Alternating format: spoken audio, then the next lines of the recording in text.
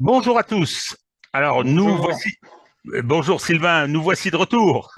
Oui, Après une période plus longue, hein, on pensait faire quelque chose d'hebdomadaire, mais on a été confronté à deux problèmes. Un très important, qui est les conséquences de l'orage sur ma maison. Hein, qui a absolument tout cassé. Donc, je n'ai plus d'internet, j'ai plus grand chose, je peux plus me faire de cuisine, etc. Enfin bon, c'est assez pénible et naturellement, pour remettre tout ça en route, ça prend du temps. Ça, c'était très important. Moins important, il y a eu la fameuse entre guillemets contre-offensive ukrainienne et je crois, bien évidemment, je plaisante, hein, c'est l'événement essentiel sur lequel on va débattre aujourd'hui. Cette entre guillemets, je persiste sur les guillemets, je le ferai peut-être pas à la fin de la vidéo, une fois que Sylvain nous aura fourni les explications nécessaires.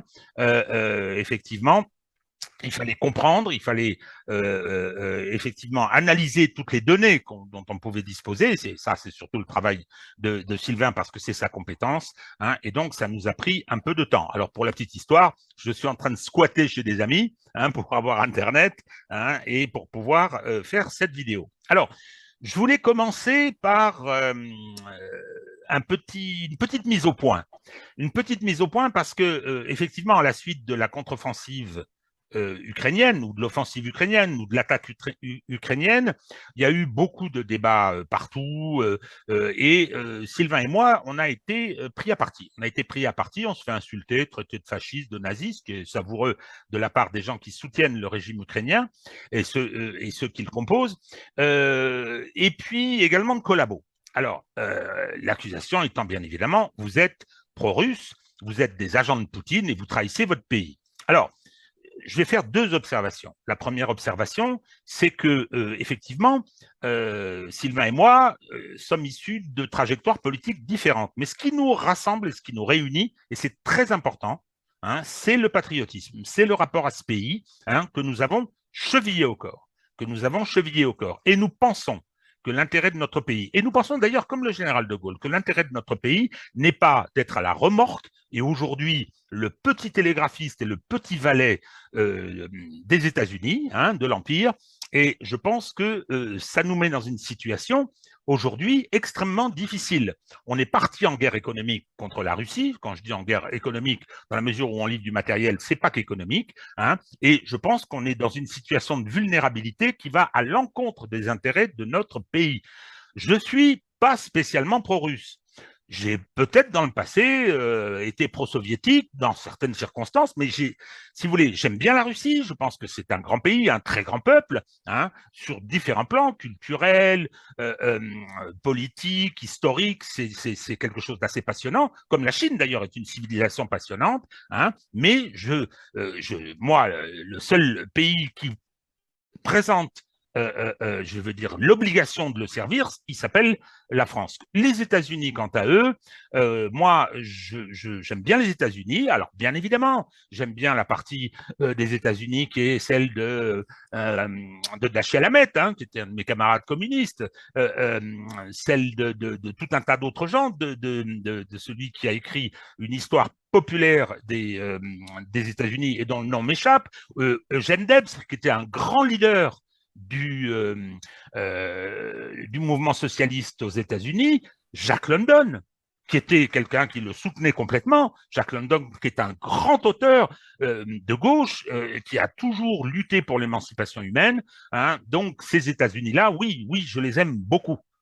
Donc, mon aversion, aujourd'hui, elle est pour ceux qui les dirigent, c'est-à-dire ceux qui, depuis 1945, se sont livrés à un certain nombre de comportements inadmissibles, d'atteinte à la morale, de crimes purs et simples. Je pense en particulier à l'Amérique latine, qui m'a tenu très à cœur dans le passé, et toujours d'ailleurs, et également depuis la chute de l'Union soviétique, où depuis 20 ans, ils se sont permis tout et n'importe quoi à leur détriment au final. Je pense que tout ça leur coûtera très cher. Voilà, c'était une petite mise au point. S'il y a des collabos dans cette histoire, ce sont bien ceux qui soutiennent sans barguigner, qui soutiennent de façon, je veux dire, servile, la cause des dirigeants actuels de l'Empire des USA.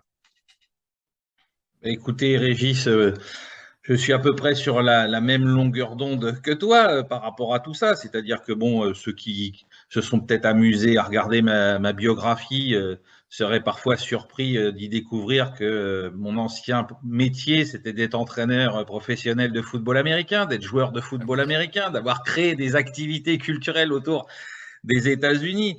Donc voilà, je suis exactement comme toi. Bon, pas pour les mêmes raisons, hein, j'admire d'autres choses aux États-Unis, mais voilà, je supporte pas l'impérialisme que les Américains ont développé à certains moments de cette histoire qui nous sépare de la Seconde Guerre mondiale et qui aujourd'hui, depuis 20 ans notamment, hein, depuis 23 ans pour être précis, ont commencé à créer un chaos en Europe, hein, puisque la première vraie marque de cet impérialisme pour les Européens, ça a été l'affaire de la Yougoslavie en 1999 et de la Serbie, et qu'à partir de là, on a vu que les Américains étaient en train littéralement de réécrire les règles du droit international qu'ils étaient censés défendre, qu'ils étaient censés avoir imposé jusqu'à maintenant au monde occidental et qu'ils avaient basculé dans un hubris quasi permanent à l'égard de quiconque s'opposait à eux. Et d'ailleurs, c'est pas très étonnant de voir que les gens ici qui se font l'écho de leur politique et de leurs choix soient eux aussi secoués par la même tendance de colère, la même tendance d'excitation permanente dès que quelqu'un tient un discours différent ou peut avoir un avis divergent, etc. Hein, voilà. Et donc, comme toi, et pour les mêmes raisons que toi, hein, assez bizarrement, malgré notre écart de génération, le service de la France est quelque chose qui résonne dans ma vie familiale depuis ma plus tendre enfance. Et donc, voilà, il n'y a qu'une patrie qui mérite qu'on la serve effectivement et qu'on meure pour elle. Et toi et moi, nous savons très bien ce que ça veut dire. C'est la France et aucune autre.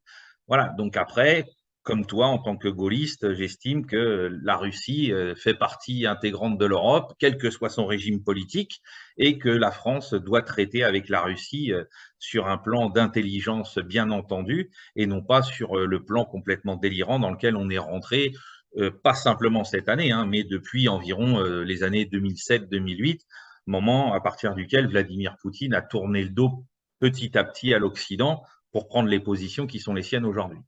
Alors, moi, je voudrais ajouter, parce que j'ai oublié, mais je crois que c'est ton cas également, c'est que une partie de ma famille est américaine. Et une partie de Oui, ma famille proche est américaine. Ça, c'est oui. les conséquences de la Deuxième Guerre mondiale. Hein. Donc, j'ai des liens étroits avec cette famille. Hein. Et d'ailleurs, sur le plan politique, soyons clairs, hein, ils sont républicains, hein, c'est vous dire. Hein. Donc, c'est quelque chose de fort. Hein, et faudrait pas l'oublier. Deuxièmement, l'accusation de collabo, c'est pas très intéressant ni très important ce qu'on trouve sur les réseaux. Moi, je vais sur les réseaux pour m'exprimer, pas pour discuter avec des imbéciles. Hein. Donc, me faire traiter de collabo, ça renvoie quand même, ça prend une certaine résonance parce que dans l'histoire, hein, messieurs les insulteurs, on a donné quelques gages quand même hein, en ce qui concerne le service de la patrie. Hein, la notion de service et la notion de sacrifice. Hein, 3 tués ou 2 guerres. Hein, et moi, j'ai été élevé là-dedans. Donc, et ça ne changera jamais. Bon, voilà. Donc, on met cette petite chose au point et on invite les imbéciles en question de bien vouloir surveiller leur langage pour leur dignité à eux. Alors, l'attaque contre Kherson, qu'on a traitée la dernière fois, a été suivie d'une attaque autour de Kharkov, hein, on va utiliser ça, cette commodité de langage, et il y a eu effectivement un certain nombre de conséquences, il y a eu beaucoup d'émotions de part et d'autre, hein, et donc il fallait que le soufflet retombe un peu, hein, et bon, on a lu, alors naturellement, hein, BHL est venu nous dire que les Russes avaient filé comme des lapins, hein, bien évidemment, ça, je pense que c'est mauvais signe pour les Ukrainiens, hein, ça veut dire c'est que la boussole qui indique le sud, hein, dès qu'il dit quelque chose, c'est pas une bonne nouvelle, a priori. Donc, il était important, hein, justement, en laissant passer un peu de temps, en étudiant ce qui méritait de l'être, il était important que euh, y ait ce temps et ce travail qui soit fait. Alors, je me tourne vers Sylvain et je lui demande, je lui pose la question, y a-t-il eu une contre-offensive ukrainienne? C'est toute la question. Alors, il y a eu des opérations militaires, etc., mais est-ce qu'on peut parler globalement de contre-offensive ukrainienne? Alors aujourd'hui, on peut parler de contre-offensive ukrainienne, hein. C'est-à-dire que, alors je veux quand même rappeler en préambule quelque chose, enfin rappeler, je veux confesser une erreur d'appréciation importante, hein. C'est-à-dire que après cette nouvelle opération offensive menée dans le secteur de Kharkov par l'armée ukrainienne, il était évident que l'appréciation que j'ai eue depuis le début de l'été, comme quoi l'armée ukrainienne n'avait pas les moyens, hein, et notamment humains, hein, pas matériels, mais surtout humains, de pouvoir mener une contre-offensive de grand style comme celle qu'elle vient de démontrer entre Kherson et Kharkov, je ne pensais pas que c'était encore possible, hein. On l'a dit dans les vidéos précédentes, hein. Et donc là-dessus, je reconnais que les Ukrainiens ont été capables de dissimuler, hein, de faire ce qu'il fallait pour dissimuler leurs capacités, dissimuler leurs forces, pour remobiliser des forces qu'on ne pensait plus être à leur disposition.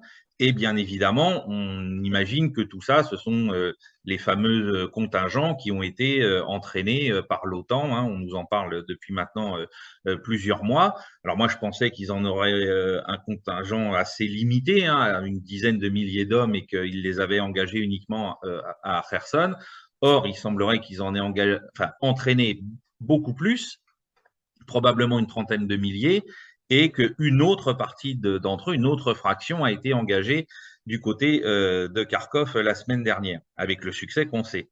Et donc, à partir de là, on est dans une séquence opérative, hein, c'est-à-dire que là, il faut reconnaître que l'état-major ukrainien, complètement télécommandé et conseillé par l'OTAN, a été capable de monter, de concevoir une séquence opérative, hein, dans le plus grand style de ce que peuvent faire les maîtres de l'art opératif soviétique pendant la Seconde Guerre mondiale, c'est-à-dire lancer des opérations séquencées. Là, ce n'est pas des opérations concomitantes, c'est des opérations séquencées dans le temps pour que l'effet cumulé de ces opérations aboutisse à un résultat stratégique sur l'ensemble de la guerre qu'on est en train de vivre. J'ai une question, Sylvain, j'ai une question justement par rapport à ça, je viens de t'entendre.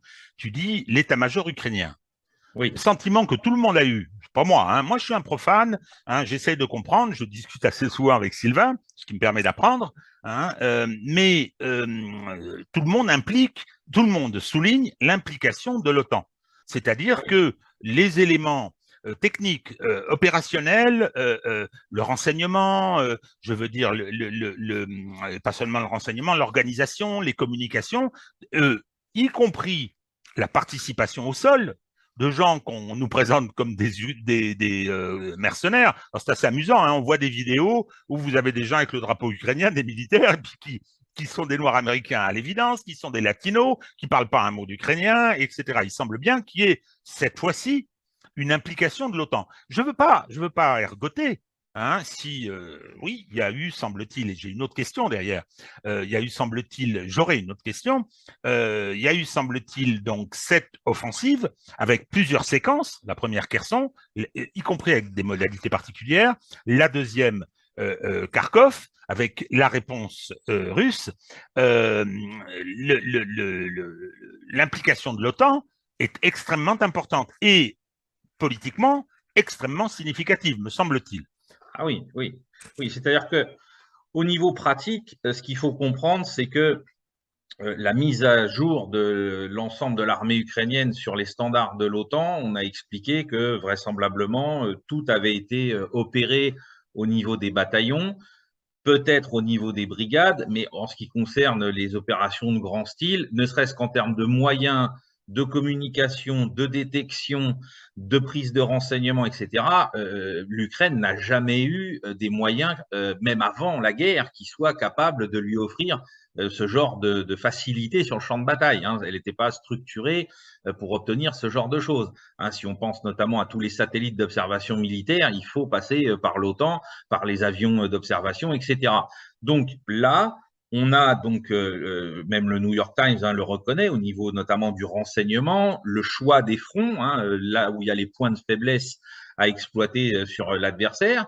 On voit que là, il y a eu un gros travail qui a été fait et que la coordination pratique a été vraisemblablement dirigé avec l'appui d'officiers de l'OTAN et avec des moyens de communication qui sont ceux de l'OTAN. Ce qui est tout à fait normal, puisque l'Ukraine n'a jamais eu véritablement des moyens équivalents pour mener à cette échelle-là. Parce que là, on est en train de parler de quelque chose qui est quand même à une très grande échelle géographique, hein, faut le reconnaître. Et donc là, il fallait en passer, hein, pour même le tenter, il fallait en passer par l'appui que pouvait offrir l'OTAN à l'armée ukrainienne. Ça, Alors, c'est la première chose. oui, vas-y, vas-y. Donc ensuite, oui, au sol, on a vu pour la première fois, parce qu'on les avait vus pendant la première partie de la campagne au mois de février-mars, hein, on avait vu quelques mercenaires américains, quelques mercenaires étrangers, notamment dans les régions d'Irpin, Kiev, Brody, etc. Mais on n'en avait pas vu beaucoup. Si on en avait revu dans le Donbass, à Severodonetsk et Lysychansk, mais c'est tout.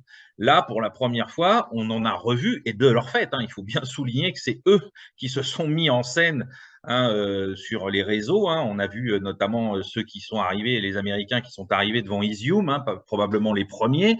Hein, ils sont devant le Rayom à Izium en train de se filmer et dire alors où on est, et tout ça en américain. Hein, ils parlent même pas anglais, c'est même pas des mercenaires de Sa Majesté, c'est des bons mercenaires américains traditionnels, et donc on voit qu'ils ont participé. Alors, j'imagine qu'ils doivent représenter un contingent. Il y a certaines sources qui parlent de 20% du contingent global qui a été engagé au sol.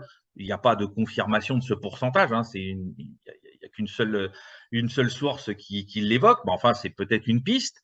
Mais en tout cas, on a revu pour la première fois dans les opérations au sol des soldats étrangers et globalement plutôt nord-américains, parce que je pense qu'il doit y avoir aussi quelques Canadiens qui étaient parmi eux, qui ont participé directement au combat en première ligne au cours de cette offensive. Donc, cette contre-offensive qui était annoncée et dont on se demandait avec quels moyens elle allait être menée, il y a une décision qui a été prise, semble-t-il. Ce que tu décris montre bien qu'il fallait nécessairement, pour faire quelque chose, on va revenir sur ce quelque chose, il fallait nécessairement un appui très important et une décision au plus haut niveau, des États-Unis et par conséquent de l'OTAN.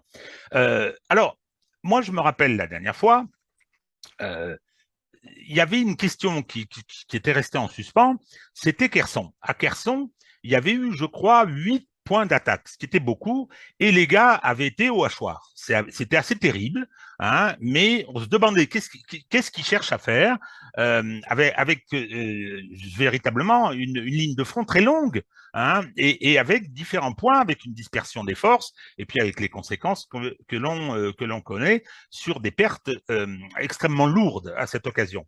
Donc, est-ce que ce qui se passe par la suite ne permet pas de donner une réponse à cette dispersion dans l'offensive Kherson ou l'attaque Kherson? Alors, si, tout à fait. C'est-à-dire que là, on comprend maintenant que cette offensive de Kherson qui, tactiquement, paraissait sacrificielle quelque part, hein, parce que les gains territoriaux ont été très limités, les pertes ont été très importantes, et l'objectif affiché, alors bien évidemment, ça c'est de la guerre psychologique et ça a été très bien joué de la part de l'armée ukrainienne, hein, c'est-à-dire de nous dire on va percer, on va atteindre Kherson, etc. En fait, vraisemblablement, son objectif était de fixer le maximum de forces russes en face d'elle dans ce secteur, qui est complètement, je le rappelais dans la dernière vidéo, à l'opposé du front de Kharkov. Hein, c'est vraiment une ligne nord-sud, hein, quasiment, en ligne droite. Et donc, pour pouvoir attaquer dans de meilleures circonstances dans la région de Kharkov. Alors, on comprend aujourd'hui que, en fait, c'est encore plus compliqué que ça. C'est là qu'on voit qu'il y a une véritable conceptualisation intelligente et remarquable, hein, qui elle aussi méritera qu'on se penche sur elle, exactement comme c'est le cas pour l'opération spéciale de la part des Russes. C'est-à-dire que là, l'OTAN a été capable de mener une planification avec 3 opérations. On en a vu 2 et il s'avère que vraisemblablement la seconde, qui est celle la deuxième, pardon, qui est celle de Kharkov, était aussi une opération avec un objectif de fixation des unités russes dans ce secteur, en pensant que les Russes allaient défendre bec et ongle le secteur d'Izium, secteur stratégique, balcon stratégique au-dessus de Slaviansk et Kramatorsk, et que du coup, en bloquant les unités russes qui étaient là, c'est la deuxième armée combinée de la garde, avec notamment la 4e division de chars de la garde, donc c'est quand même des unités russes majeures.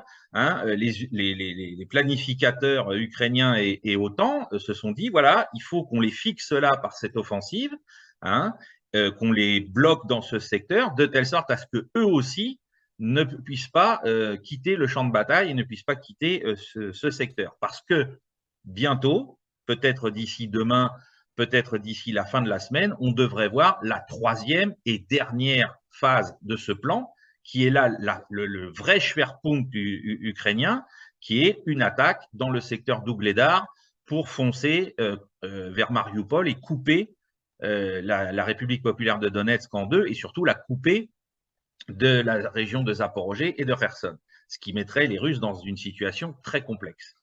Alors, je me rappelle des conversations qu'on a eues avec Sylvain, où je descendais au village pour trouver le moyen de téléphoner, puisque je n'ai plus de téléphone chez moi, et où il se posait la question, après l'attaque sur Kharkov, et le retrait russe, et puis les cris de victoire, etc., d'avoir récupéré 2,5% du territoire conquis par les Russes depuis le début de l'opération spéciale, comme il la nomme, c'est que Sylvain se disait, mais quel est l'objectif stratégique de ces deux attaques combinées, évidemment, et l'information sur l'accumulation des forces sur le 3e point donne la réponse. Donc oui, effectivement, il y a eu, Ukraine et OTAN ont réalisé une opération je veux dire, contre-offensive, enfin une opération stratégique combinée d'une certaine envergure. Alors, maintenant, je crois et d'une certaine complexité, c'est ça qui est intéressant, c'est que d'un point de vue militaire, on voit qu'il y a vraiment toutes les données qui correspondent à la tromperie de l'adversaire, à essayer de trouver ses points faibles, etc., et de jouer sur ses faiblesses. C'est-à-dire que là, les Ukrainiens et donc l'OTAN, parce que pour renseigner correctement l'armée ukrainienne, il faut les moyens techniques de l'OTAN, et de dire où se trouvent les forces majeures de l'armée russe pour les fixer de telle sorte à pouvoir attaquer un de ses points faibles ensuite, et de l'empêcher de pouvoir mobiliser le peu d'effectifs dont l'armée russe dispose, ne l'oublions pas, dans l'opération spéciale, et faire jouer à fond l'avantage du nombre que les Ukrainiens semblent avoir récupéré. Alors, on a parlé de Kherson, on a parlé effectivement de la surprise de voir les gens aller, c'était l'expression un peu au massacre, et c'est pas contesté que le bilan de Kherson est très lourd pour les Ukrainiens. Qu'en est-il des opérations sur Kharkov? Qu'est-ce qui s'est produit? Qu'est-ce qui s'est produit? Alors, on ne va pas s'arrêter, je le répète, aux cris de victoire de ceci, de victoire de cela. C'est assez intéressant d'ailleurs, il y a les cris de victoire des pro-ukrainiens, et puis les pro-russes disent qu'est-ce qui se passe? Les Russes sont affaiblis, l'armée est exsangue, etc. Donc, hop, je me tourne à nouveau vers notre spécialiste. Donc, qu'est-ce qui s'est passé et qu'est-ce qu'on peut dire de ça? Alors, je pense que donc les Ukrainiens ont identifié que ce secteur était un secteur fragile pour les Russes, qui était faiblement défendu. Il s'avère qu'aujourd'hui, on a compris que les troupes russes qui étaient sur le flanc de ce saillant créé depuis la prise d'Izium face à l'ouest étaient peu défendues, que le nombre d'hommes au kilomètre était assez faible, qu'en plus la qualité des unités russes qui étaient déployées là. On a parlé donc d'unités de la réserve de la LPR, on a parlé d'unités de la garde nationale russe, donc pas des effectifs de première ligne et pas des unités de mêlée russes aguerries se trouvaient dans le secteur. Donc là, les Ukrainiens ont bénéficié du renseignement de l'OTAN pour identifier ce point faible et jeter sur lui des forces donc assez importantes. Certains experts disent que rien que sur ce secteur-là, on avait un rapport de force favorable pour les Ukrainiens de 8 contre 1. C'est colossal. On sait que pour attaquer ces 3 contre 1, c'est très bien. Là, c'était passé carrément à plus du double. Donc, les Russes, eux, de leur côté, selon certaines sources, auraient quand même compris qu'il y avait une concentration. Et ça fait depuis à peu près l'avant-dernière semaine du mois d'août qu'on parle d'une augmentation des effectifs des brigades ukrainiennes qui sont présentes, pas de leur nombre, mais de celles qui sont présentes. Donc, il y avait quand même des indices, je l'imagine, selon lesquels les forces ukrainiennes étaient en cours de renfort dans cette zone. Or, elles n'étaient pas simplement en cours de renfort, elles étaient en cours d'augmentation. Alors, est-ce qu'il y a eu une faille du renseignement du renseignement russe? Certains le disent, hein, il y a certains experts russes qui même pointent du doigt de manière assez forte l'état-major, hein, et puis le ministère de la Défense, et qui disent mais attendez, qu'est-ce que vous avez loupé dans cette affaire? Alors moi, je n'ai pas d'infos définitives pour dire il y a eu une faute du renseignement général, il y a eu une faute du renseignement tactique. Toujours est-il que les Ukrainiens ont réussi à créer l'effet de surprise, mais qu'en contrepartie, cet effet de surprise n'a pas créé ce à quoi les Ukrainiens s'attendaient, c'est-à-dire la capacité de clouer sur place des unités russes, de les encercler et de les détruire, ou au moins de les fixer pour un combat prolongé, puisque l'objectif opératif restait de fixer les Russes dans ce secteur pour pas qu'ils puissent être redéployés dans le Donbass. Donc, les Ukrainiens ont réussi une belle progression, hein, plus de 50 km, 60 km même dans certains secteurs vers l'avant. Ils ont employé des tactiques d'avancée très rapides, hein, avec des unités légères, des pick-up, etc. Ils ont dépassé tous les secteurs défensifs potentiels, mais à leur grande surprise, ils se sont rendus compte qu'à part à Balakleya et un petit peu à Izium, jusqu'à ce qu'on arrive sur les rives de l'Oskol, les Russes s'en allaient. Alors je précise, les Russes s'en allaient, hein, parce que si les Russes s'étaient enfuis, les images qu'on nous a montrées des combats ne seraient pas du tout les mêmes, hein. Une armée qui s'enfuit et qui se retrouve en perdition, comme certains nous l'annoncent. On en a vu une quitter Kuwait City en 1991 en prenant la route de Bassora. C'est pas beau à voir. Or là, on n'a rien de tel qui est présenté par les informations, à commencer par les informations ukrainiennes, hein, et donc les pertes russes semblent très limitées, y compris en termes de matériel, y compris en termes de saisie de munitions, de stock de munitions, ce genre de choses.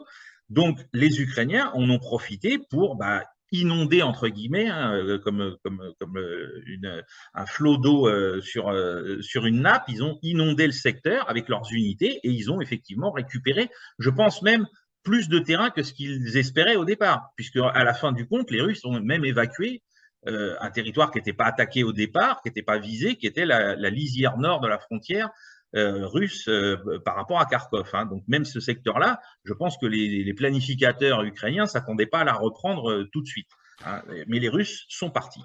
Mais c'est la fameuse phrase que vous m'avez citée il y a quelques jours.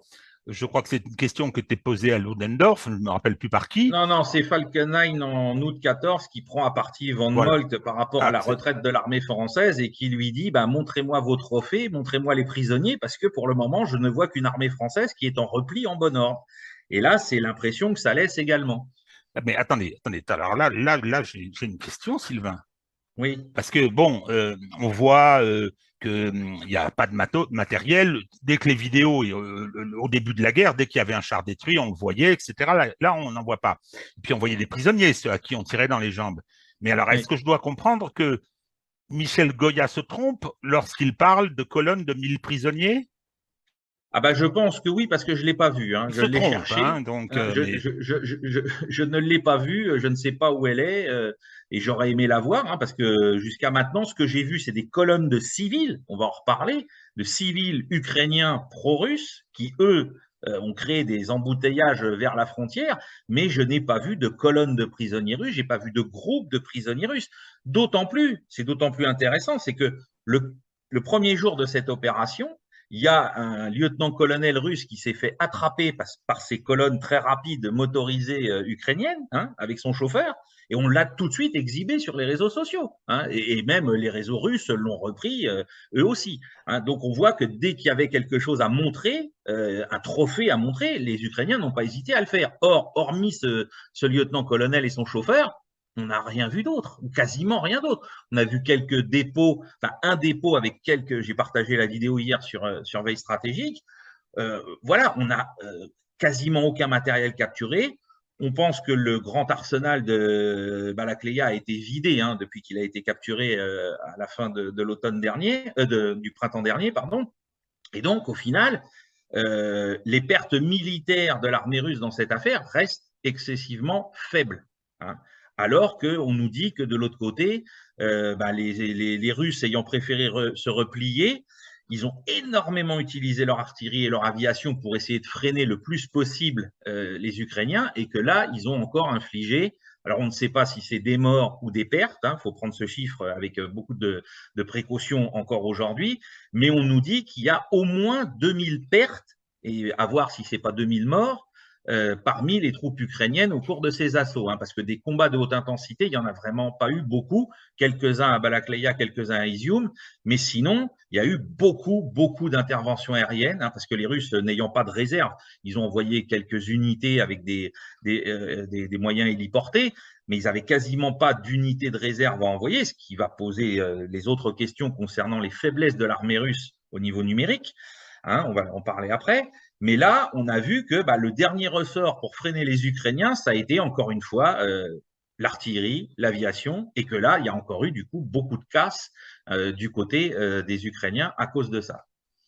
Alors, faut poser la question. Donc, Sylvain, toi, tu dis contre-offensive, donc en pensant ukrainienne, contre-offensive ukrainienne, je me suis donc trompé quand j'ai dit qu'elle ne pouvait pas avoir lieu. C'est-à-dire que effectivement, là, il y a un élément assez brillant d'ailleurs qui a été mis en œuvre. Bon, j'ai quand même tendance à penser que… Et nous sommes trompés tous les deux, parce que moi, je me suis trompé sur le fait qu'ils auraient même les moyens humains pour en faire une.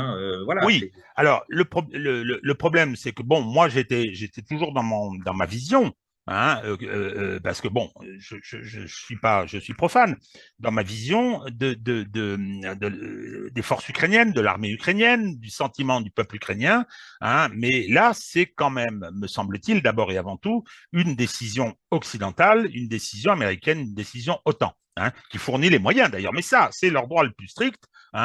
Ça aura sûrement des conséquences, mais c'est une donnée du conflit que je considère comme mondial déjà entamé, qui est en train de se dérouler et dont l'Ukraine n'est qu'un des théâtres. Bon, toujours est-il que là maintenant, je pose les autres questions. Kharkov, victoire telle que la proclament les soutiens de Zelensky des Ukrainiens, défaite russe, revers tactique russe ou, je veux dire, décision tactique utile?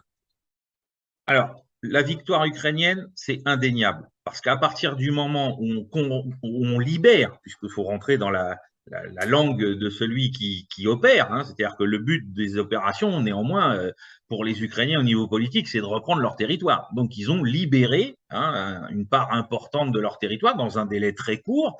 Donc, c'est une victoire. Et une fois encore, on fait la guerre pour des raisons politiques. Donc, c'est une victoire politique indéniable. Personne ne peut venir dire « Ah non, etc. » Maintenant, il faut analyser finement cette victoire politique.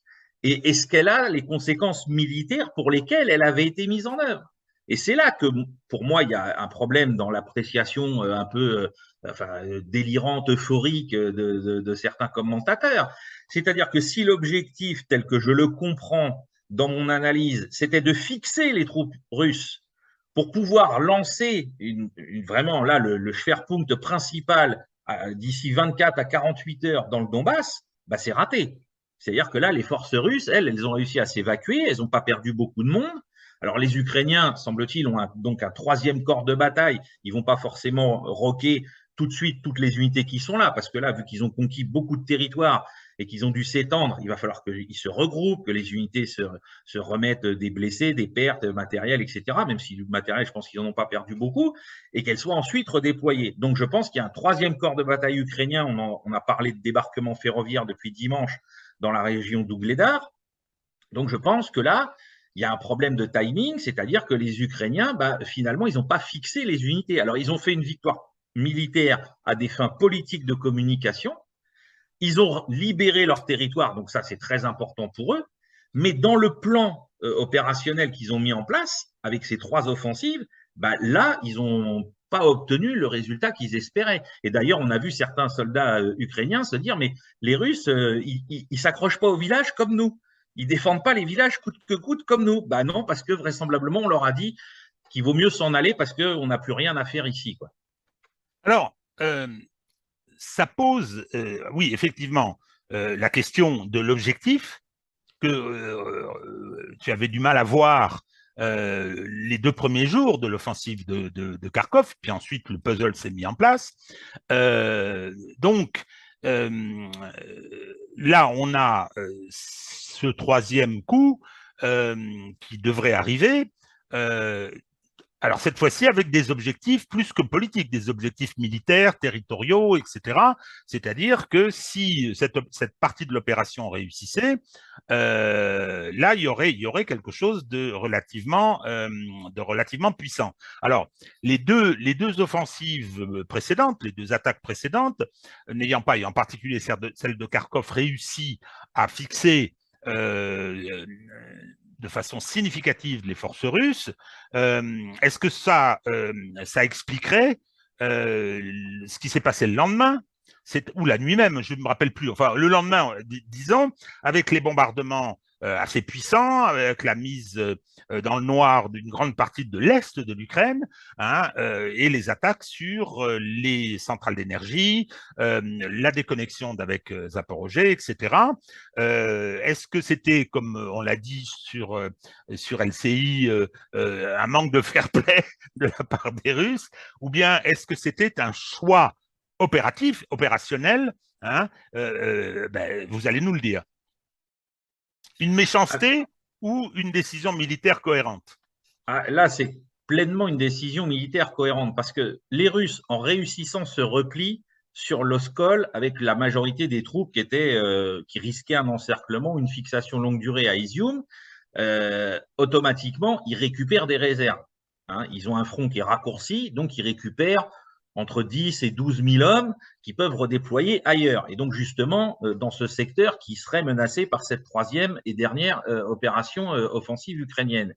Et donc, le problème, c'est que pour les redéployer dans ce secteur d'Ougledar, il faut qu'ils contournent par le territoire de la Fédération de Russie tout Lugansk et tout Donetsk avant de pouvoir arriver par Rostov-sur-le-Don.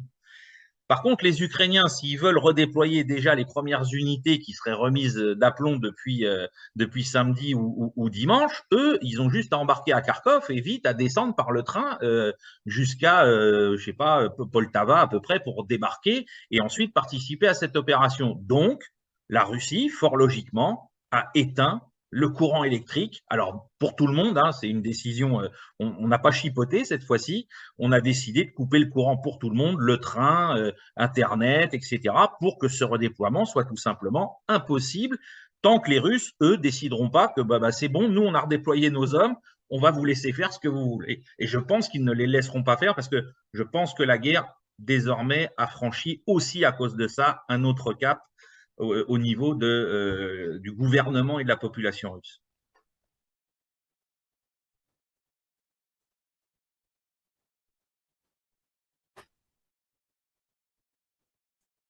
Bon, donc, effectivement, Sylvain nous a décortiqué un petit peu la dimension militaire. Maintenant, il faut qu'on réfléchisse aux conséquences. Il faut qu'on s'exprime sur ces conséquences. Alors, attention aux prévisions, hein. Attention aux prévisions, parce que… Hein, non, mais moi j'assume d'avoir pris des risques, et puis voilà, hein, on n'est pas dans l'analyse du passé, on est dans la prospective. Alors, voilà. Bon, donc, on n'est pas les seuls à s'être gourés. Enfin, s'être gourés jusqu'à… parce que la question que je vais poser maintenant, quelles conséquences sur la dimension stratégique de ce qui concerne l'opération spéciale, c'est-à-dire ce qui a été fait jusqu'à présent, la situation que ça a créée en Ukraine, l'utilisation par les Russes de leur rare opératif, la mobilisation finalement d'un corps expéditionnaire pas très important, hein, qui fait que les rapports de force sont relativement équilibrés numériquement, même s'ils ne l'étaient pas dans l'attaque sur Kharkov. Mais par conséquent, qu'est-ce qu'on peut dire, non pas de prévoir ce qui va se passer au plan militaire, mais est-ce que ça, d'abord, est-ce que la 3e attaque peut produire dans de bonnes conditions, cette fois-ci sans effet de surprise et avec les Russes regroupés. Et puis plus globalement, quid du rapport de force entre l'Ukraine et la Russie? Alors, dans l'immédiateté, donc la troisième opération de cette contre-offensive générale ukrainienne est annoncée maintenant, hein, par rapport aux signes avant-coureurs pour voilà, demain ou en tout cas d'ici la fin de la semaine, ce qui correspondrait au tempo, hein, qui aurait été de faire une opération toutes les semaines, hein, en laissant 2-3 jours d'écart entre chacune d'entre elles pour empêcher bien évidemment les Russes de se redéployer. Là, on est dans une autre situation, puisque même si les Russes n'ont absolument pas fini leur redéploiement, hein, que certaines unités combattent toujours dans le secteur de Krasny Liman sur le Sévérodonetsk, on a quand même des unités qui sont retournées dans la Fédération de Russie et qui vont être déployées. Mais là, le problème qui se pose, c'est pour les Ukrainiens. C'est-à-dire que même si une partie de leur corps de bataille est déjà sur place, on est dans une situation où l'effet de surprise, donc je pense, est passé. Hein. Là, les Russes savent ce qui les attend, pardon. Et de l'autre côté, on va avoir un rapport de force qui va à nouveau se rééquilibrer comme à Kherson. On risque d'avoir une attaque où au mieux les Ukrainiens vont peut-être être à 2,5 contre 1, mais avec des appuis qui seront toujours largement en faveur de l'armée russe, hein, en termes d'artillerie et en termes d'aviation. Donc, sur cette contre-offensive, je pense qu'on va arriver à un statu quo. Hein. Alors, effectivement, les Ukrainiens auront réussi à récupérer du territoire au nord, à libérer une des plus grandes, enfin, les alentours d'une des plus grandes villes du pays, hein, c'est pas rien. Mais je pense que l'idée de pouvoir percer et de couper en deux d'un côté la DPR et puis de l'autre côté Zaporozhye et Kherson n'a aucune chance d'aboutir telle qu'elle, et encore moins l'idée de reprendre Mariupol, etc. Hein, je pense que là, c'est un peu trop, étant donné la situation dans laquelle on se trouve aujourd'hui. Ensuite, au niveau Alors, stratégique. attention, Sylvain, moi, je veux dire, il y a tout ce qu'on lit et tout ce qu'on entend, hein, Oui. sur les causes de la défaite russe. Alors, je crois Mmh. qu'il faut regarder les choses en face. Et s'il y a des faux bruits, des rumeurs, il faut leur tordre le cou. Ou bien s'il y a des réalités, il faut les appréhender. J'entends, le corps de bataille russe est usé. Il y a un problème ben, par exemple, je ne sais plus qui disait, oui, mais défaillance du renseignement, ils avaient peut-être des renseignements sur ce qui se préparait, mais c'est pas remonté dans la hiérarchie militaire. Bon, donc là, je ne sais pas, moi ça me surprend un peu, mais bon, hein, on ne sait jamais. Qu'est-ce qu'on peut penser de cette présentation permanente d'une armée usée, et revient le terme à nouveau de débandade, hein, qu'on a eu au début parce qu'ils ont fait ça lentement. Hein. Qu'est-ce qu'on peut penser? Alors, au regard de deux choses. D'abord, la réalité, hein, et deuxièmement, les enjeux pour les Russes. Alors, au niveau de la réalité, on vient d'en parler, il n'y a pas eu de débandade de l'armée russe, hein, je le redis, pour toute personne à peu près de notre génération. Une armée en débandade qui se replie la queue entre les jambes face à un adversaire qui lui court après, c'est la fuite de l'armée irakienne de Koweït City. Hein. D'ailleurs, moi, je suis surpris parce que j'essaye de porter crédit parfois à ce que dit Pierre Servan. Hein. Où sont ces BMP et ces T-72 russes chargés de frigos qui fuient vers la frontière russe? Hein, où sont tout ce que les Russes ont pillé, hein, dans la population et dans les villages du secteur autour de Kharkov, et qui n'ont pas emmené avec eux, on ne sait pas pourquoi, hein, cette armée de pillards, machistes, etc. Hein, ils sont partis et on n'a pas vu des colonnes de butin accumulés sur les véhicules russes quittant piteusement l'Ukraine. Donc, faut raison garder. Il y a une victoire ukrainienne, mais il n'y a pas une débandade russe. Hein, faut être clair. Il y a un repli tactico-opérationnel de la part des Russes qui a peut-être occasionné donc quelques pertes de matériel. Je veux bien, j'attends de plus amples images pour me rendre compte de l'ampleur que ça a eu. Hein, mais en tout cas, il n'y a pas eu de débandade. Donc, en redéployant des hommes ailleurs sur le front face à un nouveau Schwerpunkt ukrainien, il y a donc de fortes chances qu'on termine un scénario à la Kherson. Maintenant, est-ce que les troupes russes sont fatiguées? Je pense que certaines le sont, hein, celles qui sont dans le secteur de Kherson après les combats de très haute intensité qu'elles ont menés fin août, début septembre, elles doivent être fatiguées. Celles qui viennent d'effectuer ce repli dans la région de Kharkov doivent l'être également, même si elles ont peu combattu. Mais sinon, on n'en est pas à un point où l'armée serait au bord de l'effondrement, etc. Par contre, il apparaît clairement, et bien évidemment d'abord aux observateurs russes, que c'est sous-dimensionné par rapport à ce qu'on veut faire. C'est-à-dire qu'aujourd'hui, la question qui se pose côté russe, c'est OK, on peut se défendre, OK, on peut accepter un repli opérationnel dans une région pour laquelle on n'a jamais donné d'objectif. Hein. Personne n'a jamais dit qu'il fallait annexer l'oblast de Kharkov ou ce genre de choses. Hein. Ça ne fait pas partie des objectifs, en tout cas assumés publiquement par la Fédération de Russie dans l'opération spéciale. Donc, OK, on lâche le terrain, très bien, bon, tant pis pour nous, on a pris une défaite dans la figure, hein, faut pas se leurrer. Il y a eu effectivement peut-être des failles. Si on imagine que ce sont bien des unités de gardes nationaux, des unités de la LPR, des réservistes qui étaient en première ligne, on peut comprendre qu'il ait pu y avoir des problèmes dans la chaîne de remontée de l'information du renseignement tactique. C'est tout à fait envisageable. C'est pas la fin du monde pour autant. Ça ne veut pas dire que le GRU n'existe plus et que les services de renseignement militaires russes ne sont plus capables de faire quoi que ce soit. Il faut toujours raison garder et essayer de comprendre les choses dans leur globalité, pas simplement sur des épiphénomènes. Donc voilà, donc aujourd'hui, la question en Russie, c'est qu'est-ce qu'on fait? Et la réponse a commencé à arriver aujourd'hui, c'est-à-dire qu'on a un projet de loi à la Douma pour que l'opération spéciale soit transformée en opération antiterroriste et que cette opération antiterroriste va donner un pouvoir de mort, il faut être clair, à l'armée russe et à tous les moyens de la défense russe pour frapper l'ensemble de la chaîne de commandement politico-militaire de l'Ukraine. Donc là, on change de paradigme. C'est pas la guerre encore, mais ça veut dire que l'armée ukrainienne va être déclarée, si le projet de loi la Douma est voté, et je pense qu'il le sera, hein, vu les remous qu'il y a dans la société russe, l'armée ukrainienne va être classifiée par le gouvernement russe comme une organisation terroriste. On change de paradigme. On n'est plus dans l'opération spéciale, on va rentrer dans une opération antiterroriste. Et là, je pense que ça va permettre la mobilisation d'autres moyens humains et matériels pour obtenir d'autres résultats.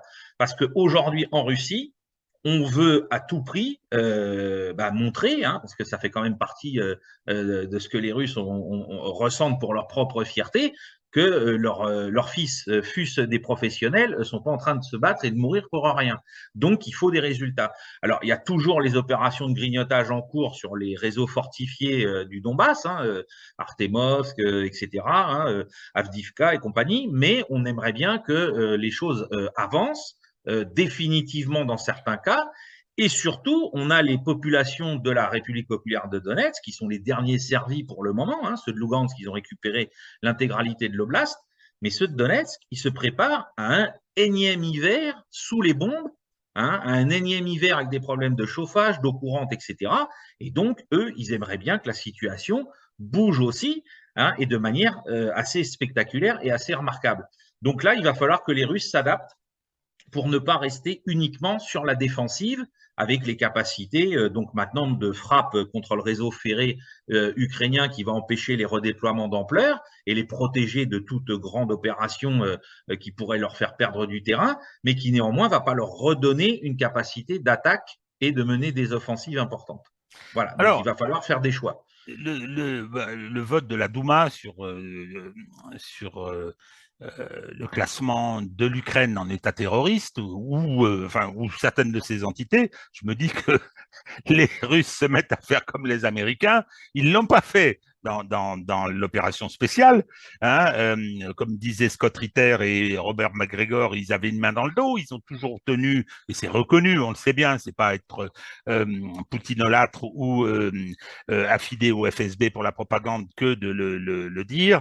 Ils ont essayer de ménager, y compris les infrastructures, parce que quand on voit les bombardements sur les centrales d'énergie, les centrales électriques, etc., on peut rappeler qu'en Serbie ou en Irak, les Américains ont commencé par tout casser. Ça, il n'y avait plus d'eau, il n'y avait plus rien. Hein. C'est Donc ça. voilà, bon. Alors c'est peut-être pas une bonne nouvelle que les Russes utilisent ces méthodes. Je pense qu'il y en a certains qui ont intérêt à faire un petit peu attention. Donc il y aurait un durcissement. Est-ce que l'idée parce que on va donner à l'Ukraine un statut d'État terroriste, mais est-ce que la question d'une plus grande mobilisation, d'une meilleure allocation des ressources militaires, hein, parce qu'on a un peu l'impression que le corps il est parti à 150, entre 150 et 200 000 et qu'il n'a pas beaucoup bougé. Hein. Donc, est-ce qu'il n'y aurait pas la volonté un petit peu de mettre le paquet? Parce qu'on sent bien, on entend dans l'opinion russe, il ne faut pas croire qu'elle est monolithique. Hein. D'abord, elle soutient l'opération, ça c'est tout à fait clair, c'est même massivement et c'est assez étonnant à ces niveaux, mais elle est, comment dire, elle s'impatiente, elle aussi. Hein. Quand on entend les interventions de Kadyrov, il piaffe. Hein. Oui, C'est pas la personne la plus recommandable qui existe. Hein. non. Mais c'est une réalité. Et d'ailleurs, alors, ça m'amène à poser la question parce que si vous voulez, là, je m'adresse à ceux qui nous regardent.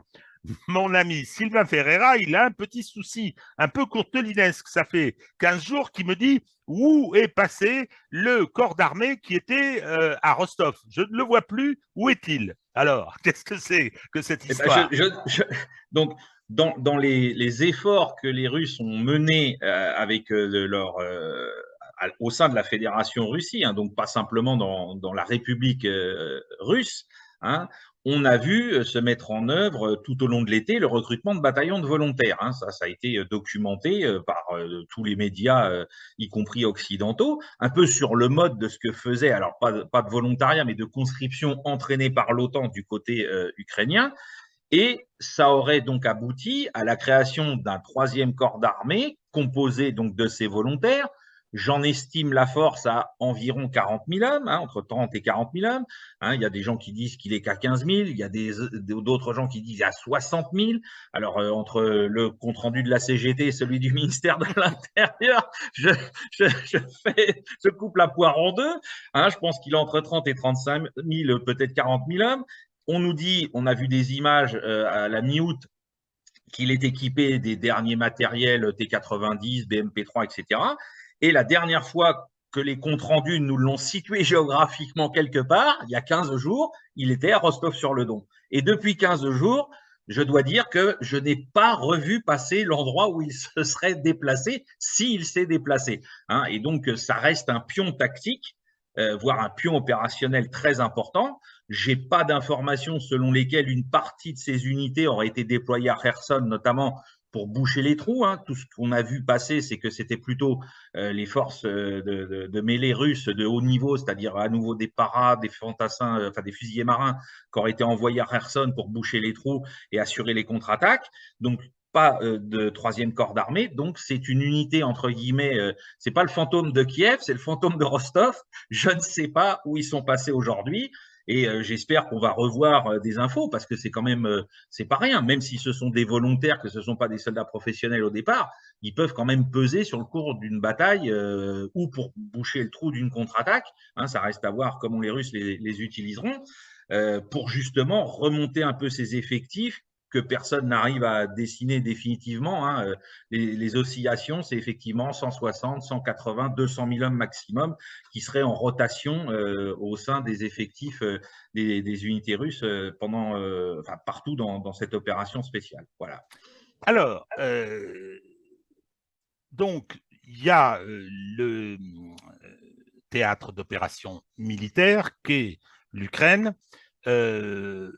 Ma position depuis quelques semaines était de dire, face à la lenteur russe incontestable, face au grignotage, était de dire que les Russes faisaient, entre guillemets, durer le plaisir, hein, c'est-à-dire qu'ils n'étaient pas pressés. Alors, Sylvain vient de nous dire que les populations du Donbass, si, avaient envie que ça s'éclaircisse et de ne pas être à nouveau plongé dans l'angoisse, parce que les territoires qui ont été abandonnés par les Russes, hein, il y a toute une partie de la population qui est partie en imaginant Ah ce oui, qui les attendait.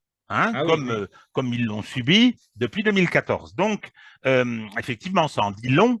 Je veux dire, ils sont partis en Russie, hein, ils sont partis dans Ah l'horrible oui, dictature qui mange les petits-enfants. Hein. C'est Non, non. ça, c'est Donc, ça. ils ne voulaient surtout pas tomber entre les mains des Ukrainiens. Bon, Oui. alors, D'ailleurs, nous attendons aussi les images que je cherche désespérément depuis 4 jours de ces foules d'Ukrainiens qui accueillent l'armée ukrainienne dans les villages libérés. J'attends toujours les images. Je ne sais pas où elles sont, mais bon, je les je, attends toujours. je crois qu'on risque de les attendre longtemps. Alors, Euh, moi, je pense que pour les Russes, mais attention, je ne suis pas dans leur tête. Hein, moi, je ne suis pas de celui qui écrit après 10 jours, le plan russe a échoué sans le connaître, etc. Non, non, non, non.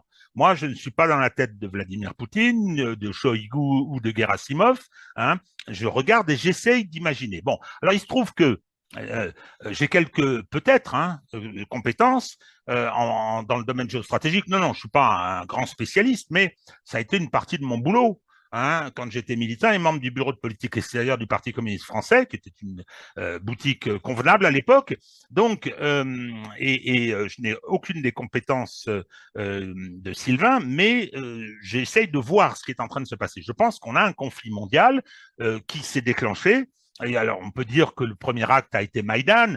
On peut dire, à mon avis, plutôt que c'est le 24 février, avec l'invasion de l'Ukraine.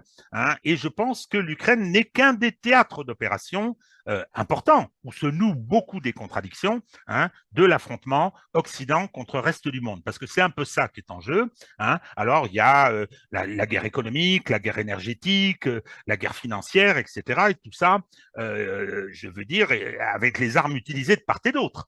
Hein. C'est quand même fantastique de penser que Bruno Le Maire dit on va effondrer l'économie russe.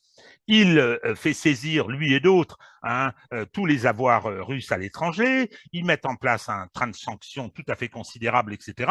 Hein. Ils plafonnent le prix de l'énergie russe et les Russes disent bah, dans ce cas-là, on ne vous en vend pas. Oh, c'est du chantage. Bon, c'est pas très sérieux. Bon, en même temps, chacun fait ce qu'il pense nécessaire et utile pour ses intérêts. Moi, je pense que du côté occidental, enfin, du côté de l'Union européenne, hein, les dirigeants font le contraire de ce qui serait l'intérêt de l'Union européenne et je le déplore, hein, je le critique et je le combats. Je suis tout à fait clair. Ça ne veut pas dire que je combats pour les intérêts des Russes, mais je constate ce qui est en train de se passer. Or, l'automne arrive. Hein, effectivement, ce qui, sur le plan militaire, va un peu bloquer et geler les opérations à partir du mois de novembre, décembre, c'est un automne très chargé. Il ne faut pas oublier qu'il y a la réunion de l'organisation de Shanghai, à laquelle l'Iran vient de demander d'adhérer. Il y a eu les manœuvres Vostok, où la Chine a participé, d'autres pays, et l'Inde a participé. Je rappelle quand même, c'est pas rien. Hein, vous avez entre l'Inde et la Chine quasiment la moitié de la population mondiale, pas loin. Donc, Oui, bon. et puis en plus, un contentieux entre ces deux États qui était Oui, encore vif dans le Ladakh il y a un an. Hein, donc, absolument. Et donc, hop, ils ont mis leur mouchoir par-dessus. Pour l'instant, on ne sait pas ce que ça va oui, donner. bien sûr. Hein. Et donc, il va y avoir, il y a tout ce qui se passe autour des BRICS. C'est très important, les BRICS. Il y a les demandes d'adhésion de l'Argentine, de l'Algérie. Le Brésil en fait partie. Il y a une élection au mois d'octobre et si c'est Lula, il est bien évident que ça va accentuer ça, au point que beaucoup de bruit circule concernant la possibilité d'une tentative, quelle qu'elle soit, de lawfare, de coup d'État éventuel, pour éviter l'arrivée de Lula au pouvoir, les sondages lui étant quand même très favorables. Il y a les élections de midterms aux États-Unis. Hein, c'est quelque chose de très très important. Alors les démocrates étaient donnés anéantis, puis il semble qu'ils reprennent du poil de la bête. Je pense que ce qui s'est passé en Ukraine explique pourquoi, enfin je dirais que la situation américaine explique pourquoi il y a eu cette offensive et que les démocrates essayent de se retaper un peu. Il y a bientôt la réunion du G20. Alors c'est pas le G7 à les bénis oui oui et les roucoulades entre Trudeau et Macron. Ça, non, c'est beaucoup plus important. Ça se passe en Indonésie, qui vient de demander son adhésion au groupe de Shanghai. Ah bon, d'accord. Hein, et bien évidemment, alors il y avait eu des pressions pour que le Poutine ne soit pas présent. Les Indonésiens ont dit allez vous faire foutre. Bon, donc soyons clairs, il y a beaucoup de choses hein, qui sont en cours. Et puis il y a l'Europe. Il y a l'Europe, il y a l'Union européenne, il y a les élections en Italie bientôt, et il y a la catastrophe économique qui arrive. Moi, j'ai l'impression, et ça m'inquiète et ça m'angoisse presque, j'ai l'impression que dans cette situation, avec cette volonté jusqu'au boutiste, hein, je pense que les Russes n'ont pas envie et besoin de négocier maintenant. Hein. Ils Ah veulent non, d'abord non. qu'on se mange l'hiver avec la catastrophe qui se profile. Ils n'ont pas. Bon, donc, mais j'ai bien l'impression qu'ils vont couper. Je veux dire, y compris qu'on continue à dire, ben non,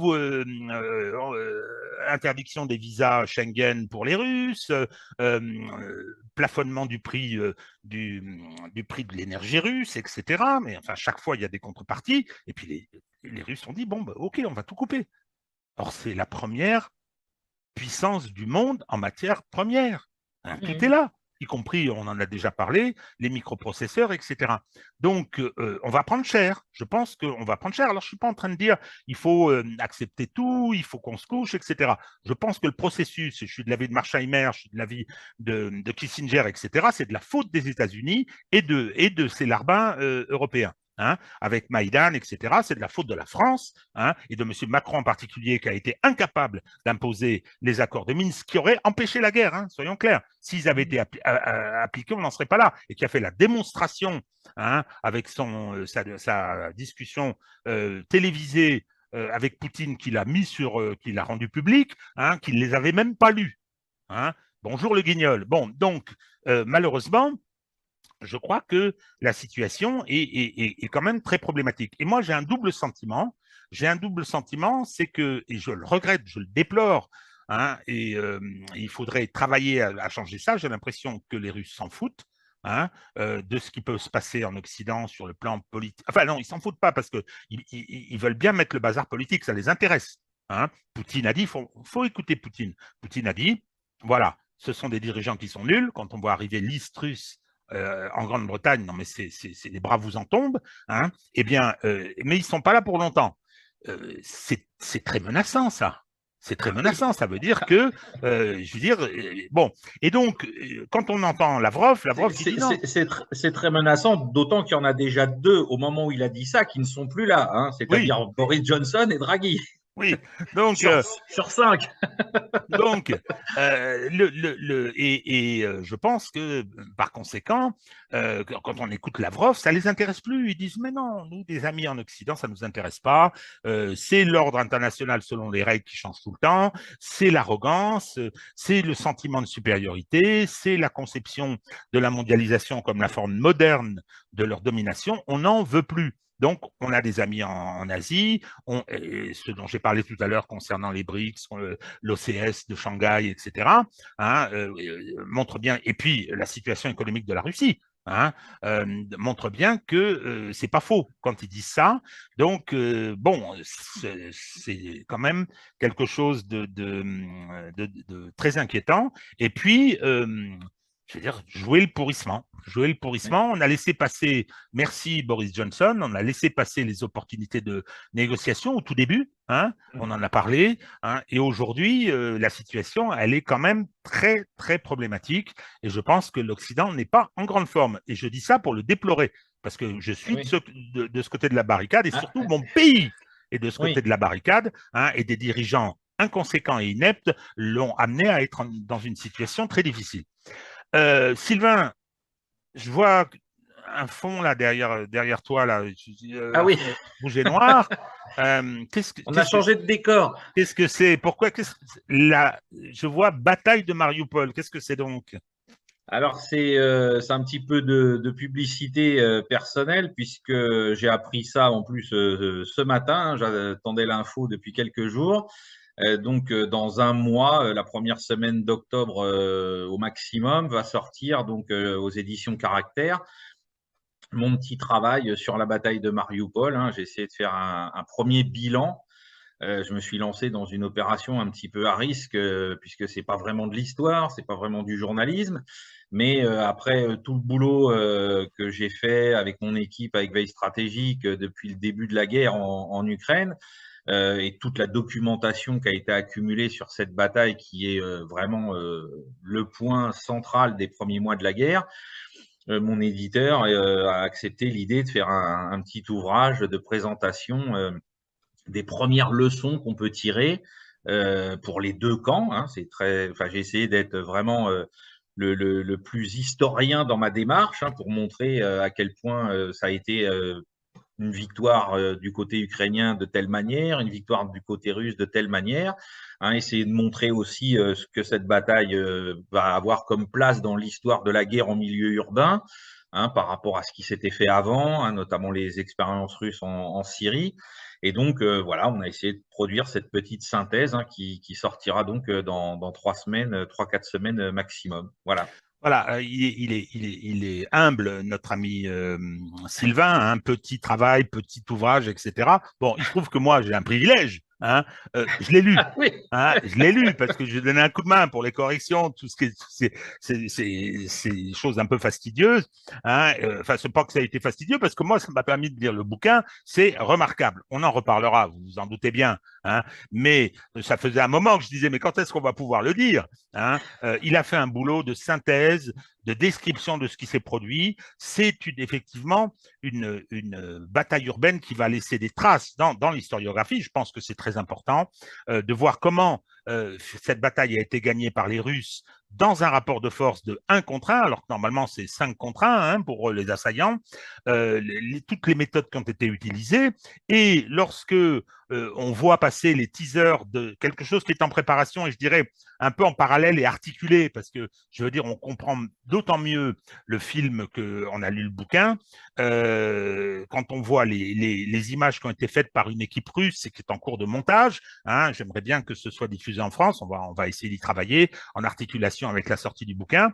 Hein, c'est un événement militaire extraordinaire. Alors, je vais en profiter, je fais des compliments parce que ils sont mérités, mais euh, je vais ajouter que plutôt, et je vais de nouveau dire du mal de certains qui sont soutenus sur les réseaux par des gens qui voient la guerre comme un match de foot. Hein. C'est assez impressionnant hein, de voir ça, et des supporters de foot avec la vulgarité qui va avec.